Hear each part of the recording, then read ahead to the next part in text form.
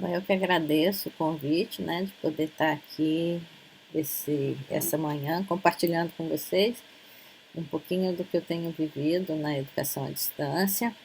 Eu sei que agora a gente não vai fazer uma EAD pura, a gente está fazendo disciplinas online, é, são as APNPs, as atividades pedagógicas não presenciais, mas muito do que a gente usa na educação à distância tradicional a gente vai trazer para esses momentos e eu vou estar discutindo aqui um pouco de como a gente planeja isso, como a gente pode ajudá-los a planejar esse novo momento. Eu trouxe algumas definições. Essas definições estão mais ligadas à educação à distância, né? Que a educação à distância ela pressupõe a separação espacial e temporal entre professor e aluno e também entre os alunos. Hoje nós estamos vivendo um momento mais de separação espacial, até pela evolução que a gente teve nos últimos 5 anos. Essa separação temporal ela ficou mais fácil de ser quebrada. A gente consegue, como nesse momento, fazer webconferências. Webconferências estão cada vez mais seguras, cada vez mais fáceis de serem executadas. Antigamente você não conseguia colocar 10 alunos, cair, era muito difícil. Hoje cada vez está mais fácil, você tem várias ferramentas que o próprio governo liberou, tem as ferramentas gratuitas, você pode fazer com grupos pequenos, com grupos maiores. Hoje a gente consegue, como a gente faz no CEFOR, pela RNP, e jogar para dentro do YouTube e ter um volume de pessoas imenso assistindo ao mesmo tempo. Porque até 3 anos passado a gente não conseguia.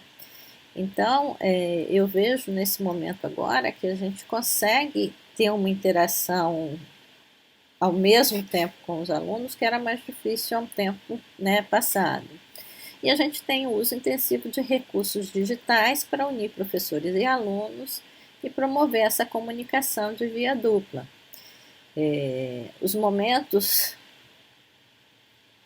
de encontro síncrono, que as pessoas estão ao mesmo tempo conversando, permite essa interação de via dupla. Os chats também, mas os chats são mais difíceis, porque é muita gente digitando, você acaba se perdendo. Os fóruns, os e-mails, são momentos que você consegue ter uma via dupla, mas ele é muito demorado.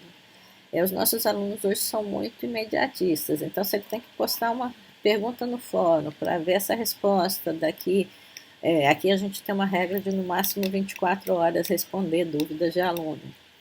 Ele começa a ficar muito angustiado. Então, você ter alguns momentos síncronos para poder estar tendo esse contato com o aluno e criar esse elo com ele são importantes, né? Agora nós vamos falar um pouquinho sobre planejamento. Como que a gente planeja os nossos momentos online? Eu não vou chamar de educação à distância, eu vou falar de momentos online, disciplinas online, porque é isso que a gente está vivendo hoje. A gente tem que tentar ao máximo disponibilizar materiais de forma online, conectar com esses alunos e criar esse elo e conseguir tocar a nossa disciplina sem termos um encontro físico com esses alunos. A gente usa aqui o modelo ADME. Alguns de vocês já devem ter escutado falar sobre esse modelo. Ele é uma estrutura de design de projeto de sistemas instrucionais que muitos designers instrucionais usam para planejar os cursos à distância e professores também. Aqui no Brasil a gente está começando a ter essa figura do design instrucional mais forte, mas a grande maioria dos cursos são planejados por professores, né? O modelo AD, ele é um acrônimo, ele representa, cada letra representa um tipo de atividade. O A representa a análise. Ele vai estabelecer quais são os objetivos daquele curso, daquela disciplina, que metodologia você quer usar, quem é o seu público-alvo, que recursos você vai precisar. Muitas vezes aqui você vai descobrir, eu vou precisar de um tradutor de Libra para traduzir o material que eu vou colocar. toda essa análise, todo esse levantamento prévio de quem é o seu público e o que você vai fazer, vai impactar no seu planejamento. E aqui, essa análise ela é representada pelo nosso plano de aula, no qual eu vou descrever esses detalhes. Cada instituição tem uma maneira de botar esse plano de aula, então eu não trouxe nenhum modelo que a gente usa. Cada um usa o seu próprio plano de aula, mas lembrando sempre com preocupações desse nível, principalmente com a parte de acessibilidade, que é uma coisa que impacta muito no seu planejamento. Depois eu tenho a fase de desenho, a fase de design, onde eu vou planejar o curso, eu vou detalhar a metodologia, que conteúdo, como eu vou trabalhar esses conteúdos, que atividades eu vou usar. Aqui no Sephora a gente usa uma ferramenta que chama mapa de atividades. Eu vou mostrar mais para frente para vocês como funciona esse nosso mapa de atividades. Nesse mapa de atividades eu planejo tópico por tópico, semana por semana, que material eu vou colocar, que recurso do Moodle eu vou usar, se vai valer pontos, se não vai. Aí eu começo a planejar esse ambiente online que eu vou usar. Depois eu tenho a fase do desenvolvimento, onde eu vou construir propriamente o curso, né? Eu vou produzir vídeos, se for necessário, eu mesmo posso gravar, posso usar vídeos de YouTube, eu vou usar textos e outras mídias, atividades avaliativas, tudo isso eu planejei no mapa de atividades e agora eu vou construir nesse desenvolvimento, né? E aqui eu tenho que me preocupar sempre com esse material que eu vou usar, com os direitos autorais. Se é um vídeo do YouTube, é mais fácil. Normalmente a gente coloca um link, eu nem baixo para não ficar pesado no meu ambiente. Eu já linko direto para o vídeo do YouTube. No próprio YouTube já tem as opções de direitos autorais que permite que ele seja reproduzido sem fins lucrativos, tem tudo isso. Então a gente não tem muito problema de usar vídeos que foram gravados no YouTube por outras pessoas. Inclusive, a gente aqui no IFES tem um canal que chama Sephora, o canal, que qualquer vídeo que tem lá vocês podem utilizar. A gente tem muita coisa já traduzida em Libras, porque a gente tem um curso técnico que a gente tem um volume de alunos surdo muito grande, então vocês podem aproveitar materiais que tiverem lá, que sejam adaptados ao que vocês precisam, e aproveitar toda essa tradução de Libras que já tem lá, né? A mesma coisa para textos, artigos ou figuras que você vai usar, você tem sempre que se preocupar em procurar coisas que tenham direitos autorais que te permitam replicar sem problemas, né? E aqui, então, a gente tem as mídias e as atividades que nós vamos criar. Na implementação é quando eu vou para a sala, começo a colocar isso e vou fazer testes do curso. Eu vou testar se está funcionando o link que eu coloquei, se o texto está abrindo direitinho, se a atividade está permitindo envios mais de uma vez. Eu tenho que testar tudo que eu planejei antes de deixar aberto para os meus alunos. Essa fase é a fase de implementação, onde você tem uma sala virtual e você faz vários checklists para saber se as coisas que são importantes estarem na sala estão realmente configuradas. Eu vou mostrar o checklist que a gente usa aqui, um exemplo de checklist. E por último nós temos a avaliação, que é a avaliação da sala, revisão do material disponível, revisão de português. O professor tem que acompanhar aliás, a revisão de português a gente faz na fase de implementação. Essa fase de avaliação é onde eu vou acompanhar como professor se está tudo certo, ver se os alunos têm alguma dúvida, e no final eu faço uma avaliação, peço aos alunos que avaliem como que foi a sala, porque isso serve de feedback para que eu melhore a sala para uma próxima oferta dessa disciplina. E aqui, então, nós temos as avaliações mais diversas. Cada um cria o tipo de avaliação que quer. Pode ser tanto da sala como do conteúdo, se o aluno aprendeu, o que ele mais gostou, o que ele menos gostou, para que você possa repensar e voltar na fase de análise, desenho, desenvolvimento, implementação e avaliação de uma nova sala. E aqui nós temos um mapa de atividades, que eu falei para vocês que nós usamos aqui no CEFOR.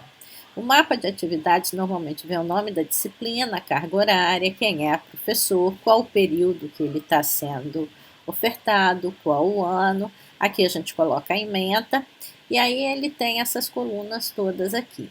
O tema principal, que é o tópico, pode ser por semana, tópico.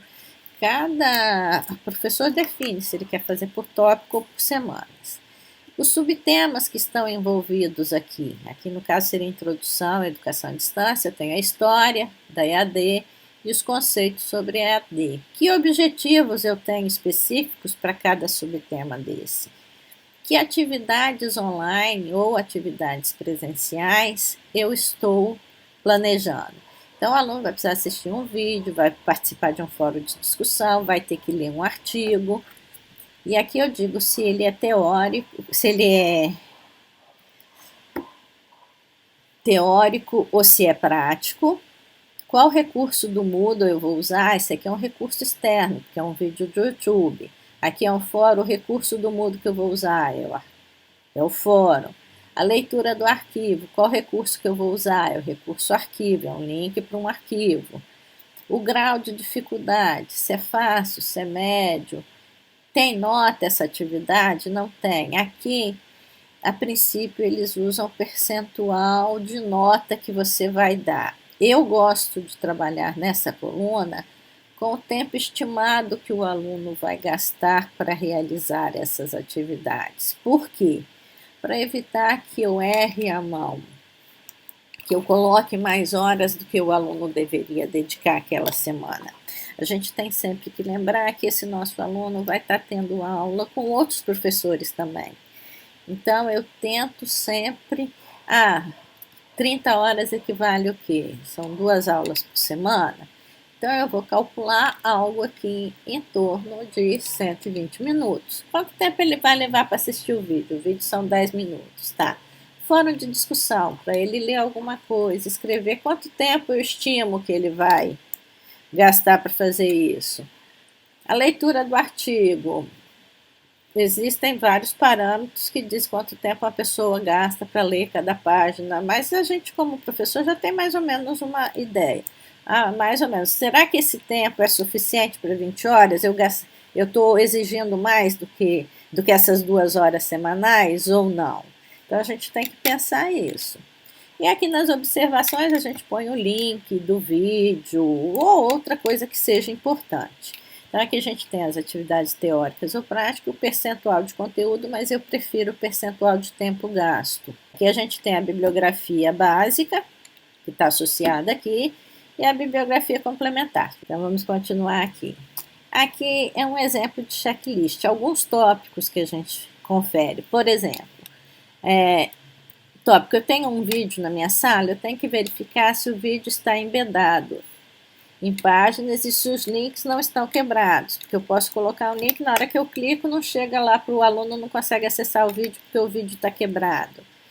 Tem alguns vídeos que a gente prefere embedar, já colocar a imagem direto. Embedar significa que eu vejo no meu Moodle o vídeo já funcionando, não só o link.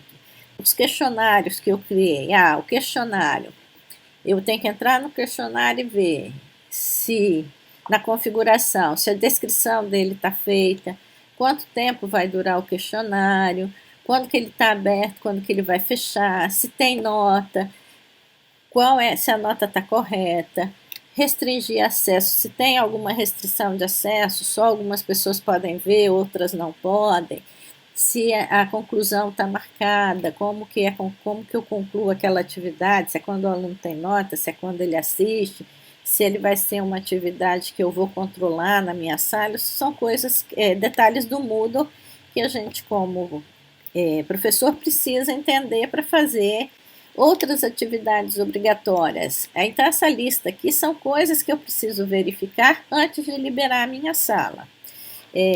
O CEFOR tem um lugar chamado Base de Conhecimentos do CEFOR, que nela vocês conseguem, por exemplo, pegar esses modelos de documentos, tá? Além de planejar isso tudo, eu planejei, fiz toda a parte prática, eu vejo se eu vou usar um questionário, se eu não vou usar o questionário, se é um fórum, planejei isso tudo. Mas mais importante do que esse planejamento é, durante esse planejamento, eu me preocupar de como eu vou fazer o engajamento dos meus alunos. Como eu vou conseguir que eles queiram participar, que eles se interessem e que não fique aquela aula monótona, onde as pessoas respondem por responder, não se envolvem, né? A gente tem que procurar coisas que envolvam os nossos alunos, senão a gente vai ter aquela aula, em vez de ser cuspe-giz, vai ser texto questionário, que eu brinco, né?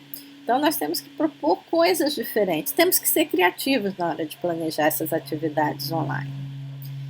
Então, aqui, eu gosto muito desse modelo de 5 estágios da professora Gilly Salmon. Ela fala sobre o que é importante em relação ao suporte técnico e à moderação. E ela chama o modelo de 5 estágios, que seriam steps, seriam escadas para você alcançar o engajamento e a boa aprendizagem dos seus alunos, né? Quanto mais para o alto, maior interação você vai conseguir dos alunos nesse momento online. Então, a primeira escada, né, que ela chama, que é o acesso e motivação, é onde você tem que permitir que esse aluno ele conheça, ele tenha familiaridade com o sistema e facilidade de acesso, porque pode ser que seu aluno não esteja engajado, não esteja trabalhando na sala, porque ele não sabe entrar no fórum, porque ele não sabe onde ele manda o e-mail no Moodle. Eu estou falando do Moodle porque que é a ferramenta que a gente tem aqui, mas pode ser o Google Classroom também. Então, você tem que se preocupar. Naquela análise, se o seu perfil é de alunos que já estão acostumados com EAD, você não precisa se preocupar com isso.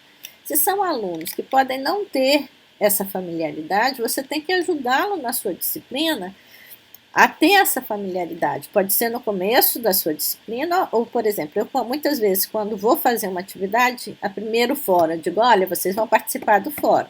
Aí eu coloco um vídeo que já está produzido pelo nosso centro de referência, como participar de um fórum. Porque se ele tem dúvida, ele vai lá e vai ver, eu preciso clicar aqui, escrever aqui, enviar, é assim que eu participo de um fórum.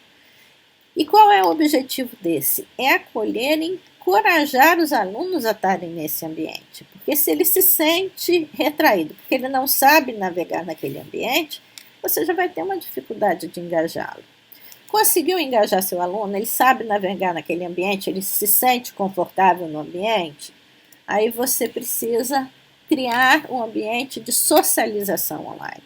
Fazer essa interação dos alunos com o professor. Então, você tem que ter um ambiente que permita envio e recebimento de mensagens, seja por fórum, seja por envio de mensagens. Você tem que promover pontes com esse ambiente, com o ambiente cultural, social e de aprendizagem. Você tem que tentar trazer esse aluno para dentro do ambiente, mas não só como aluno. Trazer o que ele gosta, o que ele faz. Ter alguns momentos na sala, eu vou mostrar um exemplo de cada um desses como eu uso, para que o aluno tenha a socialização. Não é aquele lugar só que ele entra, lê texto, responde questionário. Não, ele tem que criar uma comunidade dentro dessa sua sala. O terceiro é a troca de informações, onde eu vou buscar personalizar, entender cada aluno meu, facilitar e dar suporte para que ele use os materiais que eu estou disponibilizando para que ele aprenda. Aqui eu tenho que facilitar o acesso aos conteúdos. E é sempre bom ele saber qual o objetivo que você quer quando ele está acessando aquele conteúdo. O que você quer que ele faça, por que ele está vendo aquilo, né? E aí nós temos a construção do conhecimento, onde eu vou fazer a conexão no ambiente, eu vou facilitar esse processo de aprendizagem do meu aluno.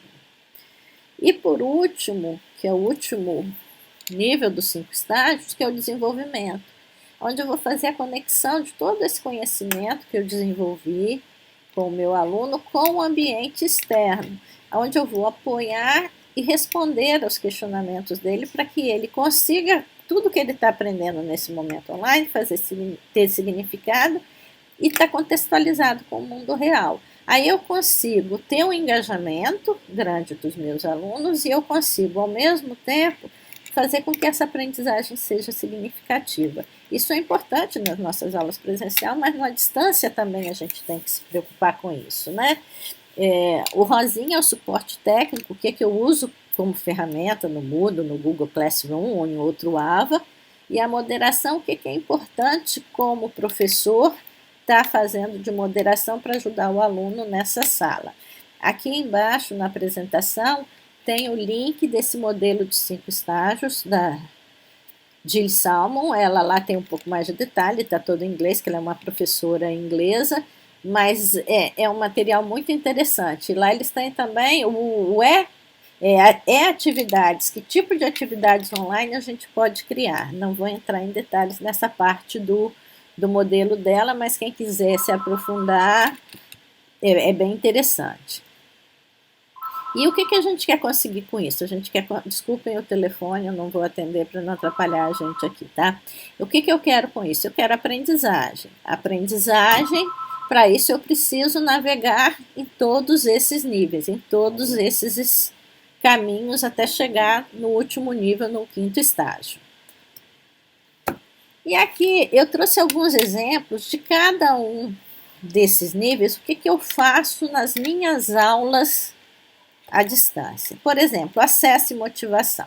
Todas as minhas disciplinas começam com seja bem-vindo, eu falo qual é a disciplina, eu falo qual é o objetivo, eu falo que o esforço do aluno vai ajudar com que ele aprenda, que é importante que ele acesse a sala sempre, que ele não deixe as dúvidas acumularem. E vocês reparam, por exemplo, aqui que eu uso um avatar, o meu avatar. Por quê? Porque eu começo aqui já a criar uma conexão com esse aluno. Tentar tornar esse ambiente menos frio. Um outro exemplo aqui, que ajuda o acesso e a motivação, logo no começo eu explico para ele, olha, a gente tem algumas atividades permanentes que vão ajudá-los. Eu tenho um vídeo de apresentação da disciplina, onde o professor grava e apresenta a disciplina, diz qual é o objetivo, aquelas coisas que a gente faz na primeira aula, a gente faz aqui em um vídeo de apresentação, edita, põe no YouTube e põe disponível para os alunos. Tem o plano de ensino, a gente tem um fórum de notícias, e aqui vocês reparem que eu explico o que é cada coisa dessa. Olha, o fórum de notícia é um lugar onde eu vou botar informações importantes sobre o curso. O fórum de interação, que é a hora do cafezinho, é o local onde vocês podem bater papo, conversar, falar de outros assuntos diversos que não da aula. O fórum de dúvidas é onde nós vamos tirar as dúvidas sobre o conteúdo da disciplina. E eu ainda tenho um quarto item, que não é padrão aqui nosso, mas que eu gosto de usar, que é um diário de aprendizagem, onde o aluno pode ter um contato direto comigo, sem que o resto da sala participe desse contato. Aqui um outro exemplo de socialização. Teve uma turma que o que eu fiz? Para os alunos se apresentarem, para que eles pudessem se conhecer, eu tinha alunos do Brasil todo nessa disciplina e eles não se conheciam. Aí eu pedi que cada um fosse numa ferramenta chamada Padlet, botasse seu nome, de que cidade que é, e botasse uma foto da sua cidade. Para quê? Para criar esse elo entre os alunos. Desculpem. Eu não gosto, nesse momento de apresentação, que as pessoas façam aquele, eu sou isso, eu sou formada nisso, naquilo. Não, eu quero criar nesse momento uma conexão, criar um rapport com esses estudantes, para que eles se entendam como uma comunidade. Aqui, outro momento de socialização é a hora do cafezinho, onde eles podem bater papo, trazer assuntos diversos que eles queiram, diferente da disciplina. Às vezes eles trazem até assim, eu vi uma coisa legal da disciplina que a professora não falou, eu queria compartilhar com vocês aqui. Então, isso aqui fica aberto, os alunos podem criar novos itens no fórum, eles têm liberdade de abrir quantos itens quiserem, interagirem com os colegas da maneira que acharem interessante. Aqui, na troca de informação. Troca de informação, por exemplo, eu uso o diário de aprendizagem que eu falei com vocês, tá vendo? Eu tenho 11 alunos que entraram no meu diário.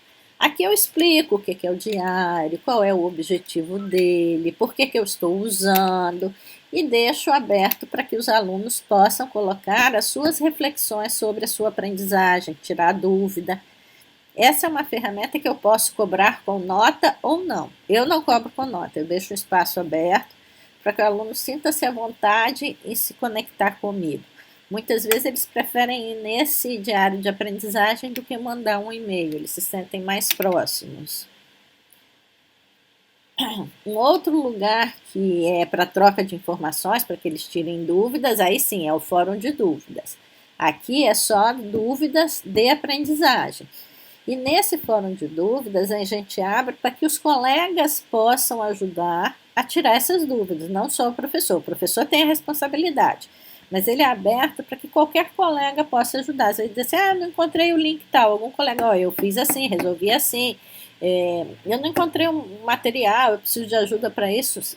Então, a gente estimula os colegas a se ajudarem nessa troca de informação, porque com isso a gente continua novamente criando uma comunidade. Para a gente manter esses alunos engajados, a gente tem que torná-los uma comunidade, sentirem-se parte desse processo, não alguém que entra na sala virtual, sai sem se sentir integrado ao grupo, né? Esse distanciamento já está gerando essa dificuldade de integração. Se a gente criar salas muito frias, isso vai piorar, né? O quarto caminho, que é a construção do conhecimento, aí, por exemplo, aqui eu tenho várias atividades. Cada atividade que eu coloco, eu digo quanto que ela vale, eu digo o que eu quero que ela faça, qual o objetivo, explico qual é essa atividade. Nesse caso aqui, eu usei a atividade KWL, aquela onde ele diz o que ele sabe, o que ele gostaria de saber e o que ele aprendeu ao final. Então, aqui eu fiz uma técnica que eu deixei ele dizer o que ele sabia, o que ele gostaria de saber sobre um determinado assunto que eu vou ensinar. Ele não passa para frente se ele não responder essa atividade. Depois que ele responde, ele consegue ler o material teórico e no final ele me responde o que ele aprendeu. Muitas vezes ao final eu percebi que ele respondeu a pergunta que ele fez no início. Isso são, vamos dizer assim, estratégias que você pode usar no ambiente virtual, replicando muito do que você faz no presencial. Isso vai depender muito da criatividade de cada professor, né? Aqui um outro exemplo de construção do conhecimento. Eu pedi que os alunos estudassem sobre um determinado tema e me apresentassem esse resultado em forma de uma animação. Aqui o aluno apresentou uma animação feita no Powtoon. Outra coisa que é importante, já que a gente está nesse ambiente online, nesse ambiente virtual, dá asas à imaginação dos nossos alunos. Deixa eles responderem sem ser só em questionário. Você pode fazer um vídeo, você pode fazer um infográfico, você pode fazer uma animação, você pode fazer uma história em quadrinho. Você não necessariamente tem que ensinar ele a fazer a história em quadrinho ou fazer o vídeo. Eu, muitas vezes, na minha atividade, eu coloco o link, veja no YouTube esse tutorial sobre como usar o Powtoon, por exemplo. Mas eu não vou ensinar ele a usar o Powtoon. Mas eu vou deixar que ele use como uma maneira de expressar o seu conhecimento, o que ele construiu de conhecimento. Com isso, a gente vai fazendo esse aluno ficar ativo no processo. Em contrapartida, além de eu estar ensinando o meu conteúdo, eu estou trazendo para o aluno toda uma formação em tecnologia. Isso entra indiretamente, mas é uma construção importante para os nossos alunos, principalmente dos nossos cursos técnicos, né? Desenvolvimento, que é aquela fase final, onde eu faço com que esse aluno mostre o que ele aprendeu e mostre isso muitas vezes externamente à sua própria sala de aula. Aqui nesse exemplo foi uma atividade que eu fiz em um encontro síncrono, já que nós não temos encontro presencial, isso aqui é no curso técnico, essa atividade. Eu fiz uma web como essa e trouxe um caso. Dei o problema, como que eles tinham que resolver, e a resolução do problema eles me apresentaram, cada grupo apresentou os seus resultados aqui no Padlet. fizeram o link para o questionário que eles criaram, fizeram o link para um vídeo que eles poderiam ajudar o professor nesse problema, a resolver o problema, porque esse aqui é um curso técnico de multimeios didáticos. Aí os alunos colocaram aqui, e o que é bom do Padlet? Eu posso colocá-lo dentro do Moodle, posso só botar o link dentro do Moodle, e aqui todos os alunos conseguem ver o trabalho de cada grupo. Eles conseguem comentar o trabalho do outro grupo. Então, aqui eu consigo socializar o que eles estão desenvolvendo.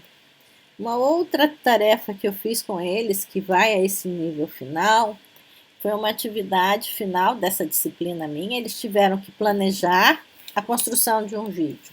Então, eles planejaram. No encontro presencial, eles me mostraram o projeto, aqui eu estou usando aprendizagem baseada em projeto, eles me mostraram o que eles estavam planejando executar, eu fiz as correções, mas lembre que nesse ambiente virtual a gente tem que deixar sempre muito claro as regras, o que eu quero, como eu vou avaliar, eu coloco as rúbricas para ele saber como eu vou avaliá-lo. E no final, quando eu vou corrigir, eu digo, olha, você fez isso, você não fez isso, vale tantos pontos, não vale ponto.